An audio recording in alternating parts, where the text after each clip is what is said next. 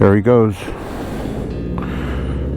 I'm taking his bike, the Honda Shadow Aero 750. I'm meeting him at the mall in the parking lot, an empty parking lot. So this way, we're gonna start kind of the training process before I let him go out onto the road. So he's just gonna meet me there. But before that, I'm gonna stop and get gas because I have no idea how much gas is in here. And I'm gonna stop and grab a cup of coffee. So this way we could go over a whole bunch of things to where this way he's safe and I feel he's experienced enough to let him out on the road. So I guess he won't be able to leave early in the morning like I do because this is carbureted and it's kind of, I don't know, let me know guys if you ever had one when you guys were young, but seems a little finicky. It really needs to, seems like it just really needs to get warmed up really well before you ride the bike because engine just kind of bogs down. I've noticed. I am going to change the plugs and do a couple other maintenance items to the bike. I don't know if that's just normal. So maybe you could just let me know down in the comments below. Yesterday when it was warm and he was washing the bike and stuff like that, the bike ran beautifully. It was really responsive, but I guess because it was warm, see now it's just, I don't know, it's just really finicky.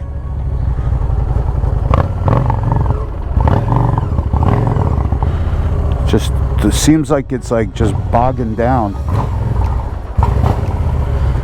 So I don't know, I'll let it warm up while I get a cup of coffee, but let me know guys, I'd appreciate it.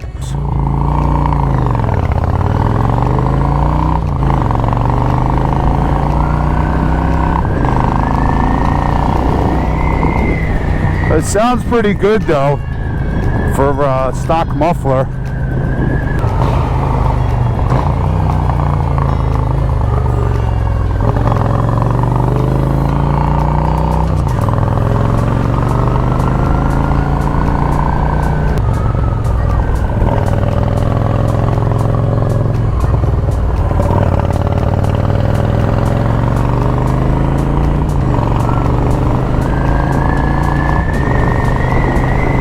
County that I live in, Bergen County, we have what's called a blue law. If you guys aren't familiar, basically all of the stores are shut down. Like you can't sell any clothes, like the malls are closed. So that's why I always tell you guys, like it's like really super quiet on a Sunday, which I love. They try to change it back to where all the stores are open, but I hope they never do that. I think 6 days is enough for people to friggin' shop and to buy whatever the hell they want. And I just love to have at least one day, you know, Sunday, where everything's shut down, world is shut down, life is shut down, and you just enjoy, you know, enjoy the time, you know. You don't have to worry about sitting in damn traffic.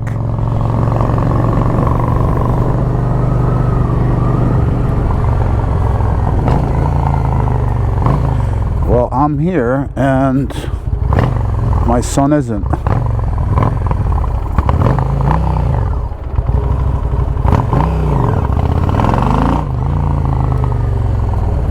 You ready, buddy? Oh, I'm ready.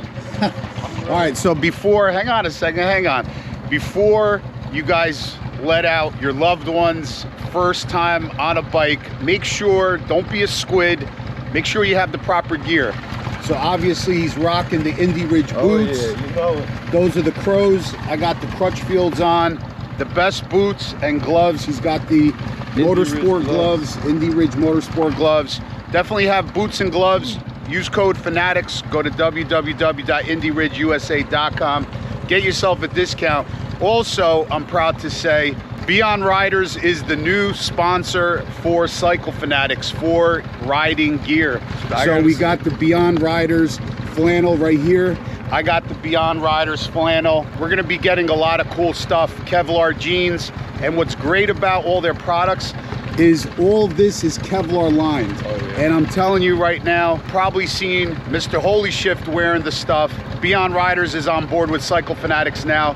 I love their products, really, really comfy and really safe because like I said, it's all Kevlar lined. So we're gonna be showing you a lot of Beyond Riders products here in the future. So stay tuned, and I'll leave also a code for Beyond Riders down below in the video description. But anyway, let's get on with this. This is what we're gonna do. We're gonna just let him go in this parking lot. And just so you guys know, this is where I taught him how to drive stick. I don't know if you guys remember that video. I think we put out a little video, yeah, didn't we, or something? Yeah, something. But this is where I taught him how to drive stick. Approximately, what, 2 years? No, it's about a year ago now. Year ago, right? Yeah. Oh, wow. Just getting the car around this time. No kidding. Yeah. So yeah, so he, I taught him how to drive stick in that car in this parking lot before me and Mom let him out into the real world. And this is pretty much what we're gonna do here. We're gonna do the same. Even though he has his motorcycle license, even though he's ridden dirt bikes before, I want to know, and Mom wants to know, that he could handle a 600-pound bike. So I think this is the safest. Go to a parking lot, an empty parking lot early in the morning, and just practice, practice, practice. Get a feel for the bike because it is much heavier than a dirt bike.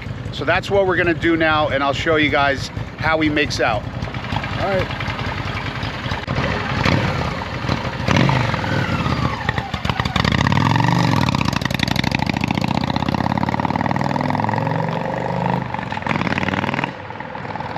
So I'm making him stop, you know, and go just like, you know, just like basically like he'd be on the street, just everything pretty much like legal turns, stuff like that.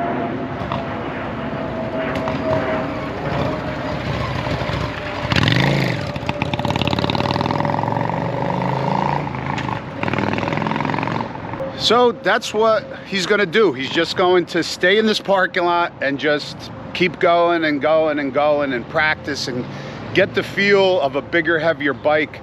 Feel how, because every bike is different. I'm telling you, that bike is so much different than my bike, than my Road Glide. It's just totally different. How it steers into turns, how it comes out of turns. It's just night and day different.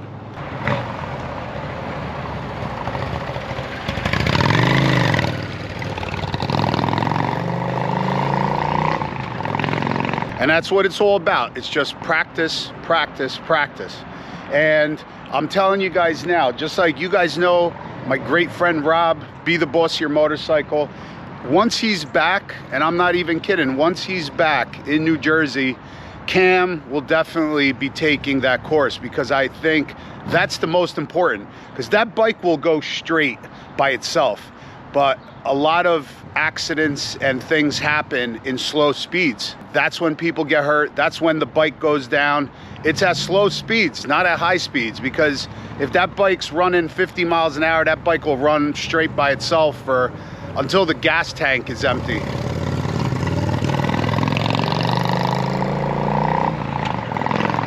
So if you guys want to learn or just get more experience in slow speed maneuvering, check out my boy Rob's channel because it's great. And if he's in your area or if you're in the Georgia area, I would definitely do one of his slow speed maneuvering classes because it definitely helps a lot knowing how to maneuver a heavy bike at slow speeds.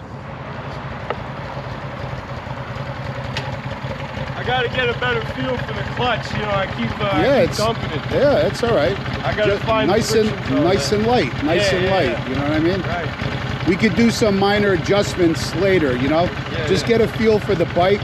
But you see how it steers like totally different. Yeah, it's a lot heavier. You gotta lean into it a lot more. Gotta lean into it, counter steer, a lot of counter steer on this. You know. Right. So just get a feel for it, and that's what it's all about today. You know what I mean? Yeah. I mean, how does it look so far? Look all right? No, it's great. Just don't go too fast. Just keep practicing and do different things. You know, don't be stuck with just the same circle. Right, and then go the opposite way. You know, do like 2 this way, and then do 2 this way. Then you could go in, do some figures. You know, doesn't have to be tight figure eights, like loose figure eights. You know, do that. you know, whatever you need to, whatever you feel you need to do. All right. All right.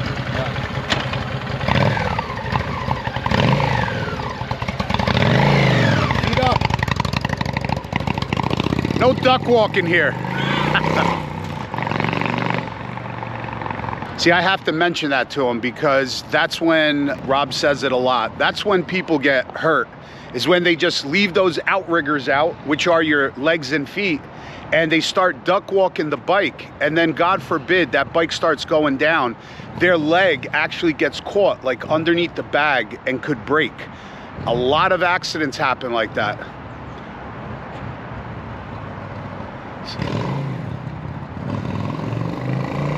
When you're at a full stop and you start releasing that clutch, your leg should be up off the floor, onto the floorboards. Come here, Junior. Stop. Okay, very important. As soon as you start releasing that clutch and you feel the friction zone and you feel the bike starting to move, your feet need to be up onto the pegs. Right. You can't be duck walking, because God forbid if that bike goes over, your foot, what's happened is your foot is gonna stay on the ground, the bike's gonna move forward, and if the bike comes down, your foot is gonna be behind the bag and it could break. Yeah. So as soon as you feel that friction zone, as soon as you feel that bike moving, let the clutch go, and feet immediately up onto the pegs. All right. All right. One of the things we did at the course was to practice with the friction zone. Is just like, you know, let it into the zone and let it roll forward and then push back and, you know, keep pushing it forward and back just to kind of get a feel for the... Yeah, but I think you're past that. I don't know, because I still, you know, sometimes give it too much gas, not enough. Yeah, but that all comes with practice. Every bike's different. Every friction zone's going to be different, but we could adjust the clutch later to your liking, because I think it lets out a little too late. I like it as soon as I start releasing the clutch. I like it for it to grab. So we'll make adjustments later. Just as soon as the bike starts rolling, feet up on the pegs. There you go. There you go. See, much better. Much better. You don't want to keep, you know, walking the bike. As soon as that bike starts rolling, you need your feet off of the floor, onto the pegs, and start moving the bike. Once the bike starts moving, then that bike is going to stand upright. A lot of these things, I'm telling you guys, from meeting Rob, I guess 2.5 years ago, just by watching him, you know, just by watching him, because I'm that type of person to where I watch people, how they ride, especially somebody like Rob.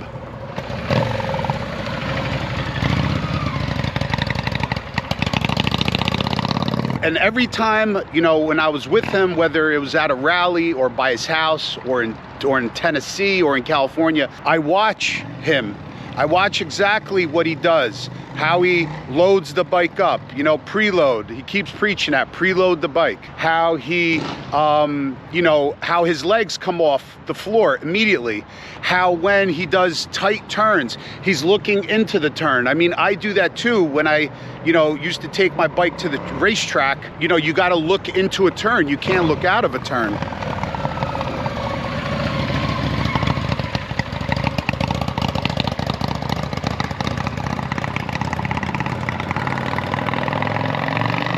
So a lot of the things, like his mannerisms on the bike, I'm the type of person where I watch that and I absorb it and I try to replicate it. Like I said, if you have a chance, if you've never seen his channel yet, head on over to Be the Boss of Your Motorcycle, because he has the best stuff on YouTube and it'll definitely keep you safe. And if you're a new rider, I would highly recommend it.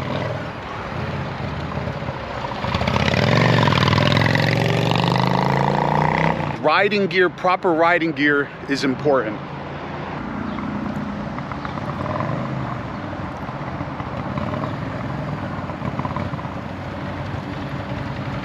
Okay, another thing I want to tell you. When you're in a turn, put a neutral. When you're in a turn or you got the bike banked a little bit, you don't want to be given a lot of input as far as throttle or brake. Just keep it very smooth. you never want to downshift around a turn unless you're really experienced like me, where you could rev match, where you could rev match. You follow what I'm saying? But a lot of times what happens is you downshift, you don't rev match, you're in a turn, that back tire locks up. So don't do any sudden crazy movements while you're banked into a turn. Not too much throttle, not too much brake, and definitely not downshifting without rev matching. So you try to do everything before you go into the turn and keep just a smooth throttle or smooth brake. All right? Gotcha. There you go.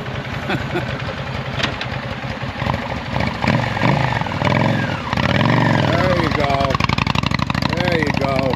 I think Rob would be happy. Rob would be proud.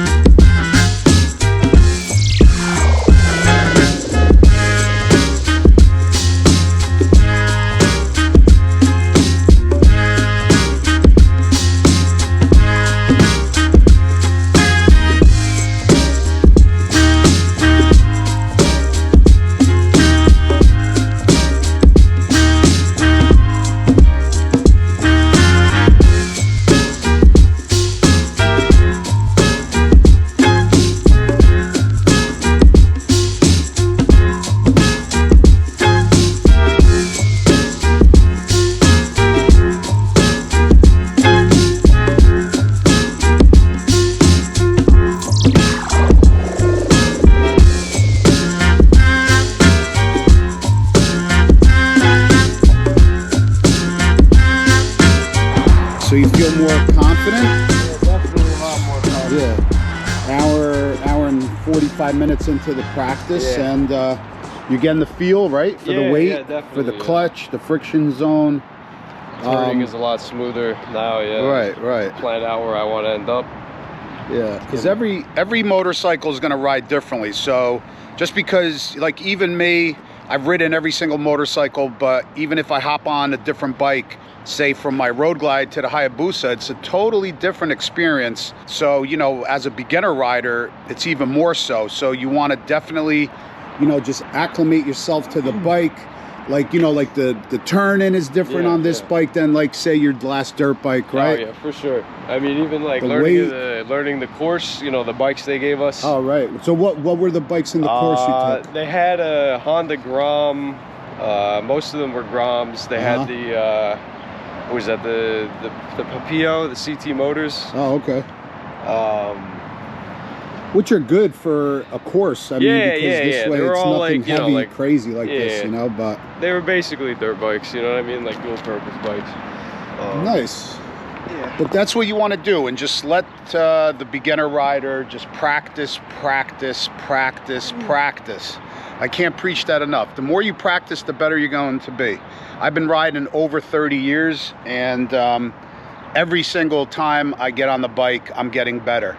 So now I see that when he's launching with the bike, letting the clutch out, his feet are pretty much going right to the foot pegs, which they're supposed to be. He already knows how to shift, so he really doesn't have to go over that. You know, he's been riding dirt bikes, so he knows how to shift. His car's a manual, so kind of that concept he has. But it's primarily the bike. It's the weight, it's the bike, and how the bike maneuvers, how it handles, how it reacts. All right, so that's it for this video. 2 hours of practicing. We're gonna pack it in for today, and during the week, we're gonna be changing the oil, changing the plugs. Make sure that air filter is clean. We're gonna adjust the clutch and just go over the bike some more. But the bike is looking really good. Let me know what you guys think down below, guys. You loving it, right? Yeah, I'm loving it. Black and chrome, you can't go wrong, baby. Right. Thanks for watching. If you're new to this channel, hit that subscribe button, and we'll see you guys on the next one. Peace out.